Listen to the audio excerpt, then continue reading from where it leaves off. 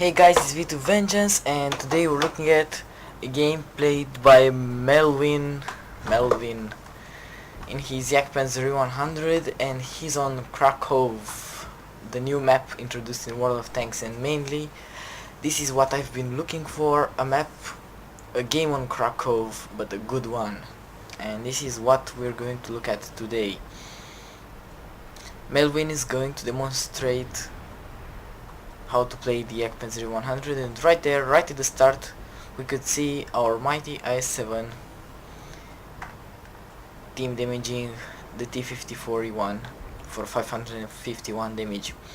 He says sorry, so we'll just pretend and the T-54E1 has teeth. Yeah, that was random as fuck. So we'll just in fact the T-54E1 has to forgive him. We'll just pretend he actually did it by mistake. Melvin doesn't take the chance of shooting a WZ-131 on the move. I always do the mistake and usually miss. So we'll put it on double speed until he gets into some real action, and he's going to get it. A platoon of 3 IS-7s that needs some killing. First shot into the IS-7, 1177 damage, over average roll of more than 100 damage, which is pretty huge. Even on the JagdPanzer 100, getting a roll that big is pretty awesome when it happens. I remember when I first played my JagdPanzer 100, the first shot that I made was in a mouse, and it essentially did the maximum amount of damage, 1313. But let's get back to the game, and he just finished one I-7 that was showing him his side. Again, it was an average roll, 1033. Is this going to be above our average roll? Unfortunately, it's going to be a miss. And there is the WZ on his left, but that's not a threat to worry about. There is also a tank destroyer behind him, the JagdTiger, so really he can just go and finish off this IS-7. Actually, not finish off, help the allied IS-7. And this is going to be slightly below average roll, 1015. But this is the power of the JagdPanzer 100, basically 1000 and something damage per shot, if you're not unlucky. Because if you are unlucky, you will roll for 900 and something, and very rarely even 800. I think the lowest damage that you can deal is about 860.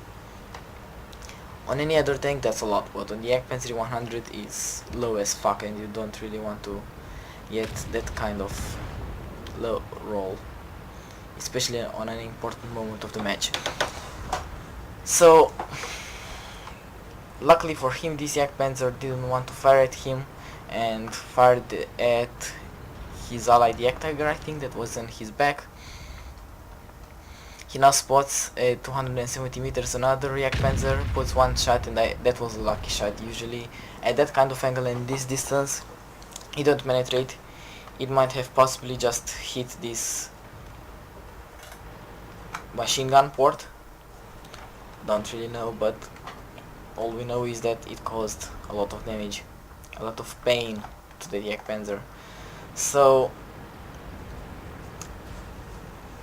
he's still on full health, he's done a pretty big amount of damage, and suddenly a wild MX-5120 appears.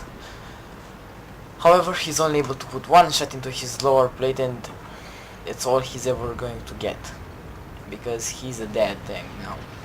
And score is 10-12, not looking so good, but could have been worse. They still have the JagdTiger, which is a competent player. We can see that he's on 3 kills. This Tiger 2, not so good. He knows that there are some tanks on that side of the map, but still he wants to go for the game. But you could say that he knows he's a weak tank, so he doesn't want to fight against a Waffenträger Panzer IV. And the JagdPanzer. Yeah, this is probably why he was running away. So Melvin knows that if he goes charging to the JagdPanzer E-100, he has a high chance of one-shotting him. So he also knows there is a Waffenträger of Panzer IV, and the best thing to do would be to kill this guy as quickly as possible. And he's taking a really big risk here, just charging in front of the JagdPanzer. If that JagdPanzer didn't hit his track, this is I think what he was counting on. He thought that the track was going to absorb his damage, because if that JagdPanzer hit his lower plate at that angle, he would have been dead. Not dead, but he would have less than 1000 health now. And here we are able to see the armor of the JagdPanzer E-100. The spaced armor inside had absolutely no problem eating shot after shot from that Object 432 that was firing high explosive anti-tank ammunition. And he's left alone against an artillery and the Waffenträger Panzer IV. Now the Jagdtiger is dead, and Melvin says, okay, this is bad. The T-5041 that said it a little bit earlier says that he thinks the Jagdtiger disconnected because he was a good guy, he had 4 kills, and probably he kept going even though he was shot at, and this is why he died. So this is the hypothesis, but this is not what matters. What matters is how Melvin is going to fight against those guys. He rushes his shot against the Waffenträger Panzer IV. The Waffenträger, instead of stopping and coming back to shoot at him, decides to keep rolling forward. And now Melvin spots their artillery, which is a Su-14-2, dangerous artillery. He might have the 203mm gun. He probably had it because he splashed him for about 600 damage. And now he's getting shot at by the Waffenträger. He manages, however, to repair his wreck in time, and the track absorbs another shot. Now this is a very bad situation, the situation that he's in. I think that Waffenträger can reload slightly faster. Yes, the Waffenträger reloads slightly faster than his track repair time. So if I was that Waffenträger of Panzer IV, the first thing I would have done when he was with my side at me, I would have kept tracking him. But this is not the Waffenträger, well, not what the Waffenträger did, and he's going to pay for it. So an almost 1200 damage shot, and the Waffenträger keeps shooting the track and OP tracks on JagdPanzer E-100, giving people steel walls and shit.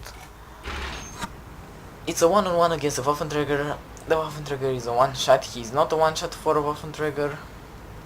He has better armor by far. I think he can, if he had high explosive, I don't know if he could have splashed him, because after all, this is the gun that you get on the GW Tiger, the stock GW Tiger, also the stock GW Tiger PA, and I think the gun can totally splash Waffenträger Panzer IV for 400 damage, but it needs to hit pretty close. So he keeps rolling forward. He knows where this Waffenträger was coming from, and the only risk he's taking is that this Waffenträger could have been on this side. He's also taking some risk. He just went into the gun of the JagdPanzer E-100 or an artillery. It was a risk he took, but he got away with it. So it turns out it wasn't stupid, because it worked. And he's alone. I think I said this is the third time I'm saying this. Will the Waffenträger do a mistake and just roll in front of him? Yeah, he's trying to side sweep and no chance. He got murdered by a shell that probably weighted as much as he did.